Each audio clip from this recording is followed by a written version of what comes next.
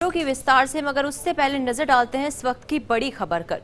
Petrol diesel की दर में आंशिक वृद्धि लगातार जारी है।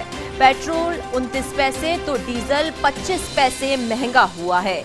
आज पेट्रोल की दर 102.73 प्रति लीटर हुई है, तो वहीं डीजल 95.92 रुपए प्रति लीटर हुआ है। पेट्रोल डीजल की दर में लगातार वृद्धि। देखिए, जिस तरीके से पेट्रोल डीजल की मार आम जन को पड़ रही थी, वही मार आज फिर आम जन की जेब पर पड़ी है। आज फिर पेट्रोल डीजल की दाम में वृद्धि हुई है। आंशिक वृद्धि लगातार जारी है। आज जहां पेट्रोल की दर 102.73 रुपए प्रति लीटर हो गई, तो वहीं डीजल भी 95.92 रुपए प्रति लीटर हो गया है। पेट्रोल डीजल की दरों में लगातार वृद्धि हुई चली जा रही है। चिंता का ये विषय बना हुआ है। आम जन की जेब पर सीधा असर ये डाल रही है।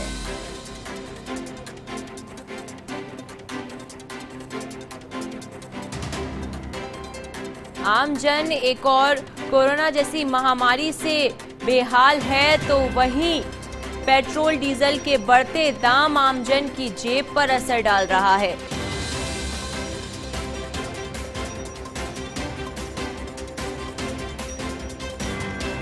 पेट्रोल डीजल की दरों में लगातार वृद्धि आमजन की मुश्किलें बढ़ा देता है। इस पर और अधिक जानकारी के लिए संवाददाता निर्मल तिवारी हमारे साथ फोन लाइन पर जुड़ चुके हैं। निर्मल, जिस तरीके से पेट्रोल डीजल के दाम लगातार बढ़ते चले जा रहे हैं, वो चिंता का विषय बना हुआ है, और आज फिर उसी के साथ पेट्रोल डीजल के दाम बढ़ गए। बिल्कुल ऋषा, देखिए आज पेट्रोल 29 पैसे और डीजल में 25 पैसे की वृद्धि हुई है। इसका सीधा मतलब यह है कि पिछले 40 दिन के अंदर 27वीं बार, और इस महीने की बात करें जून की, तो पिछले 12 दिन में 9वीं बार पेट्रोल डीजल के दाम बढ़े। निश्चित तौर पर कोरोना महामारी के दौर में एक ऐसी स्थिति पैदा हुई है लोगों के सामने कि ना तो उनसे उगलते बन रहा है, ना निगलते बन रहा है। जबकि सारे ऑफिसेस खुल गए, सारी फैक्ट्रीज, सारे कारखाने खुल गए, लोगों को अपने गंतव्य तक जाने के लिए अपने साधनों की जरूरत पड़ती है। ऐसे दौर में लगातार पेट्रोल डीजल के दाम बढ़ना निश्चित तौर पर मुश्किलों भरा है। पिछले 40 दिन में पेट्रोल 5 रुपए 96 पैसे और डीजल 6 रुपए 72 पैसे बढ़ा है।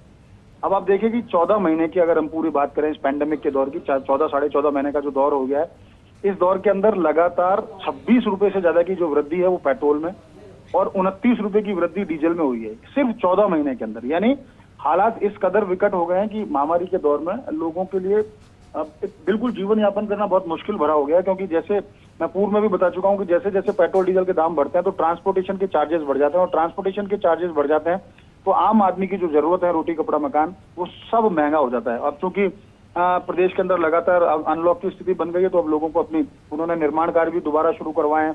उनको अपने खान पान की जो सामग्री है उसकी भी नियमित जरूरत पड़ती है। सब्जियों के दाम आसमान पर पहुंच गए हैं, दालों के दाम आसमान पर पहुंच गए। सिर्फ एक ही कारण है कि पेट्रोल डीजल के दाम में लगातार वृद्धि हो रही है। और देखिए, आज ये लगातार डेढ़ महीने ऐसा है कि पिछले 1.5 महीने से अंतर्राष्ट्रीय बाजार में कच्चे तेल की जो कीमत है भारतीय पॉकेट की, वो $63 पे ऊपर बनी हुई है। और उसके बावजूद अगर आप 27 बार अगर दाम बढ़ा देते हैं 40 दिन के अंदर, तो निश्चित तौर पर कठिनाइयों भरा समय है।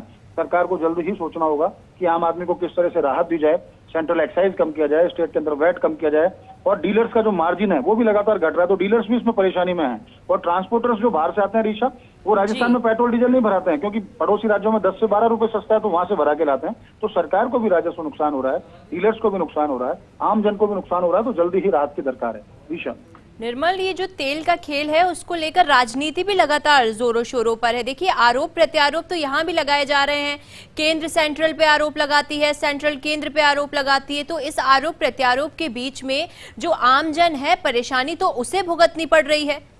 बिल्कुल ऋषा, देखिए इसको इस तरह से समझा जा सकता है कि पिछले 14-15 महीने के अंदर जो पैंडेमिक का दौर रहा है, खासकर जो पीक दौर रहा है, उस दौर में सेंट्रल एक्साइज जो बढ़ा है वो भी 14% के करीब बढ़ चुका है पेट्रोल डीजल पे। स्टेट ने भी 3 बार 2-2% वैट बढ़ाया और 1 बार घटाया, यानी 4% अभी भी बढ़ा हुआ है स्टेट की तरफ से भी। और ये इसलिए किया गया था कि महामारी के दौर में इस सरकार को अपने वित्तीय संसाधन मजबूत करने थे।